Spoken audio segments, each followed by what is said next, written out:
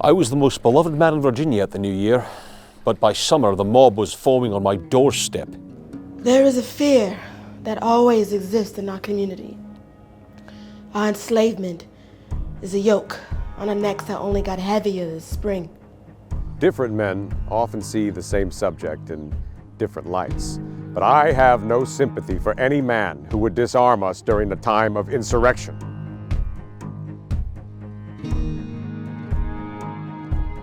How did Virginia's royal government collapse? What brought revolution to Williamsburg, the capital city of Britain's largest North American colony? That story begins with gunpowder.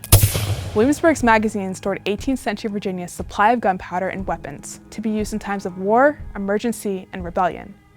In the spring of 1775, the magazine witnessed a confrontation between Virginia's royal governor, its divided colonists, and its population of enslaved people. What did this crisis mean to the people of Virginia? In this video, you'll meet 6 real people of the past who lived through this moment in history. John Murray, the Earl of Dunmore, the Governor of Virginia, and Charlotte Murray, the Countess of Dunmore, his much more popular wife.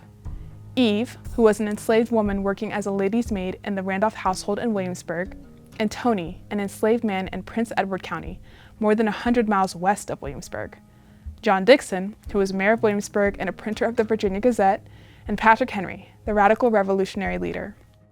Each will share their perspective on the Gunpowder Incident, speaking as they would to a member of their own community, royal authorities, colonial agitators, or enslaved people. By the spring of 1775, Virginia had been unsettled for months. Governor Dunmore had recently dissolved the colony's representative assembly, the House of Burgesses. In March, defiant Virginians met in a convention and called for the colony to defend itself against royal aggression. As I told my fellow Virginians, I believe that we are confronted with a question of freedom or slavery. I know not what course others may take, but as for me, give me liberty or give me death. Virginia's enslaved population watched closely as tensions escalated. The white folks were fighting amongst themselves. Some of us started to think that this just might be the opportunity that we have been waiting for. We knew they were frightened. And why not? They were starting to feel some of the fear that we felt every day. The constant need to watch and listen and wonder and worry. We wondered if the slaves were planning a general revolt. There seemed to be evidence everywhere that some wicked and designing persons had instilled the most diabolical notions into the minds of our slaves. We spoke of it quietly, but we knew if the worst were to occur, it would take every man, every firearm, every ounce of gunpowder to restore order. They never think we can hear them, but they whisper so loudly. Across eastern Virginia, reports spread of enslaved people conspiring and planning to revolt. Some fled from slavery. Courts heard a record number of cases charging enslaved people with crimes. In Williamsburg, reports spread of disturbances in the city, attributed to enslaved people. Even worse, it seemed to some that British leaders were encouraging insurrections among enslaved people. The House of Burgesses got word of a diabolical scheme to arm our slaves and turn them against their masters. I heard every kind of rumor you could imagine. Each one was another weight off my back, even if one of them was true. I worry for my son George. Our children were living in the middle of this tinderbox. I worried for our eldest son, George. He was becoming a man, yet forced to hide at home. I got 15 lashes for a rebellion that they said I planned. If violence broke out, London officials knew that military supplies might swing the balance between the crown and rebellious colonists. British leaders ordered governors to secure their colonies' gunpowder supplies. As early as January, my newspaper published orders to Lord Dunmore and other colonial governors to restrict our access to gunpowder. By April, there was already talk that he was preparing to seize our war supplies. A group of volunteers guarded the magazine for several days. But one night, they grew a little negligent. They began to doubt the report. On the night of April 21st, a detachment of sailors seized the gunpowder in the magazine and transported it to a nearby naval vessel on Governor Dunmore's orders. They also disabled the firing mechanisms of the guns stored in the magazine. It was a necessary action. The colonists quickly discovered that the sailors had taken the colony's gunpowder supplies. An alarm swept through Williamsburg. Angry colonists beat drums in the street.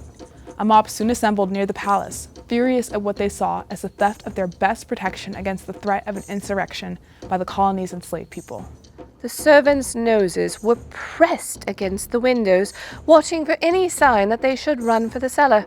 They ought to have been focused on protecting my children. If our slaves had chosen that moment to rise up against us, how could we have protected our property? They threatened to massacre me and every person found giving me assistance if I refused to deliver the powder immediately into their custody. I, of course, had no intention of doing that. A local volunteer militia planned to march into the governor's palace and demand the return of the powder. Our home is not a fortress. These zealous men seem to forget that they were harassing and threatening not only my husband, but also myself and our children, including our infant daughter, Virginia, whom we named at a quieter moment. I could hear the uproar all over town.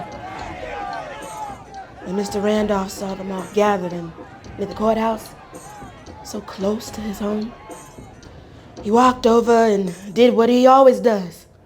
He started talking. Peyton Randolph was the town's most widely respected leader. He was also a wealthy plantation owner and enslaver who understood that a violent conflict between the colony and the governor threatened the system of slavery he depended upon. Along with other leaders, Randolph called for calm. We don't know exactly what they said, but they managed to persuade the crowd to seek a peaceful solution. The city's leaders would start by asking Dunmore for an explanation. We called on the governor. He was pleasantly surprised by our respectful inquiries. Still, he was just as stubborn as ever. They left their armed force at a little distance and entered the palace. Their terms were milder than I had expected, I admit, but nevertheless, from the manner in which it was presented, the group's petition can be deemed, if not a treasonable proceeding, at least nothing less than one of the highest insults that could be offered to the authority of His Majesty's government. He expected us to bear our injuries in silence. I told them that nearby slave insurrections had compelled me to have His Majesty's powder moved to a place of perfect security. I assured them, upon my honor, that should the slaves rise up, the gunpowder should be delivered in half an hour. But even this answer gave them no satisfaction. I had hoped that they would see that this relocation was to their benefit. His men steal our gunpowder, disable our guns in the dead of night, amid threats from our slaves, in that he claims to have made us more secure. The governor knew the best way to keep these folks in line by threatening them with us. They always seem to find a way to blame us. While Governor Dunmore told the Virginians that he had seized the gunpowder to protect from an insurrection of enslaved people, he offered a different explanation for his actions when reporting back to London. There were, of course, many reasons to remove the gunpowder. As I related to my superiors, I had reason to believe that the colonists intended to take the gunpowder for themselves. We relayed our governor's assurances to the crowd, and with great difficulty, we persuaded them to disperse. We didn't know if the mob would turn its anger on us. I started putting eyes on everyone else in our household. Where was George? Was Johnny with Mr. Speaker? Was Aggie together with her children? There were stories of the governor converting the palace into a fortress, arming members of his household, even arming the Shawnee warriors he had taken during the last war. The most damaging account came straight from the governor's lips. He told one gentleman that if he were faced with further injury or insult, that he swore by the living God he would declare freedom to the slaves and reduce the city of Williamsburg to ashes. By the end of the month, there wasn't a black person in the colonies who hadn't heard of Dunmore's threats. You couldn't turn a corner without hearing that the governor was planning to free any slaves who would fight for him. Those threats scared the white folks. They doubled the slave patrols at night. They were jumping at every whisper of the wind. Dunmore took advantage of those fears. No owner was going after the governor if it meant freedom for their slaves. Some folks headed to Williamsburg to offer their services to Dunmore, but he turned them away, at least for the moment. I kept waiting. I thought about leaving. But first I needed to know that my son would be safe. In the days following the seizure of the gunpowder, many Virginians took up arms and prepared to march on Williamsburg. Patrick Henry told his militia company in Hanover County that they should take the powder back, by force if necessary. We heard that the militias were gathering all over Virginia, and some people thought that the governor might just arm the slaves if the militia attacked him. So we waited to see what would happen next. They mean to rob us of every means of defending our rights. This plunder of the magazine was the beginning of a general system of subjugation. Henry led his militia to camp just a few miles outside of Williamsburg. No one knew what would happen next. Would Henry listen to reason? Or might his men break into the palace and capture the governor? The governor informed me that if Henry approached the town, he would march out and attack him, and he would be damned if he would not treat him as a rebel. He swore that Henry was the cursed author of all of the disturbances. I was alarmed. These once civilized Virginians had turned into a gang of lawless bandits. We could have no peace with them beating their war drums outside our door. I needed to get out for the safety of our family. My husband and I judged it best to seek the safety of the Royal Navy. After my family left, I stayed behind to defend my position.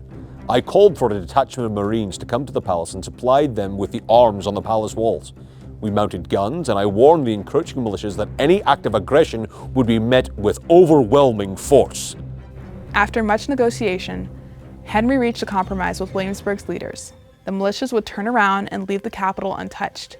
In exchange, the crown would pay the colony for the value of the gunpowder taken. That was extortion. That was a fortunate circumstance. We did not oust the governor as some of us hoped, but we were able to rouse the people from north and south. The people are not interested in duties upon tea, which they say will not affect them. But once we told them of the plunder of the magazine, of us being disarmed, and let them know that they would be disarmed next, well, their interest became very strong indeed, and they were able to fly to arms to the defense of this country. After the rebels departed, I issued a proclamation targeting Henry and his deluded followers. True friends of the crown were instructed to oppose his designs by every means. A week later, my family returned to the palace, and for a precious month, the matter rested. But the peace ended abruptly on the night of June 3rd, when a group of young men, said to have included Mayor John Dixon's son, broke into the magazine. The magazine had been outfitted with a trap shotgun that discharged when the boys tripped the spring. Several were wounded. The town erupted again after those boys were hurt, and my newspaper burst with conspiracies. I heard someone say that the governor had planted a line of powder underground so that he could light a fuse at the palace to blow up the magazine. Rumors spread that Dunmore was ordering more sailors to come into town. If only more had been available. There was even talk that the governor might be assassinated. The threat of violence convinced Governor Dunmore to flee the capital city. Early on the morning of June 8, 1775, he and his family left the palace under cover of darkness. They boarded the HMS Valley, a British warship stationed in the York River. Virginia was better off without him on its shores. Many of us wished that Lady Dunmore had remained. It was a great pity to leave behind so many fine people who displayed such kindness to our family. Yet, for the sake of our 7 children, we determined it was best to depart while we still could. And as for myself, well, I was pleased to embark on a new adventure. I was fully persuaded that my family and I were at risk of falling sacrifices to the blind and unmeasurable fury which had so unaccountably seized upon the minds and understandings of a great number of people. My family was at risk. Ask yourself, what would you have done in my position? The Burgesses asked Dunmore to return to the palace and complete the public's business. From aboard his warship, Dunmore issued an ultimatum. I informed the colonists that they must restore me to my full powers, the militias must be dissolved, the arms must be returned to the magazine, and the colony must accept a plan offered by Parliament to resolve the crisis. I would have sooner died. After a while, people started to realize he wasn't coming back. And I wondered, had I lost my opportunity?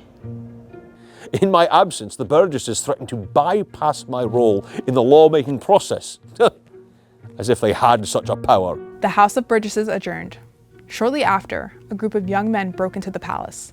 They removed more than 200 guns and 300 swords and distributed them among the people at the magazine. The local volunteer militia occupied the palace and capital and took control of public finances. Real government never returned to Virginia. The Gunpowder Incident marked the beginning of the end of British rule in the empire's most important mainland American colony.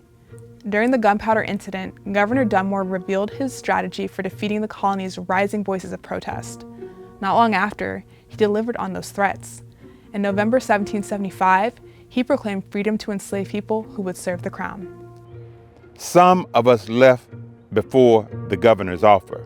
Some had spent months in expectation. After word of the proclamation spread, hundreds of people began making their way to Dunmore's banner. That spring was the beginning of a long war. And part of an even longer struggle. I was determined to be free. But I waited for my chance. In mid-July, a convention assembled in Richmond to manage the colony's affairs.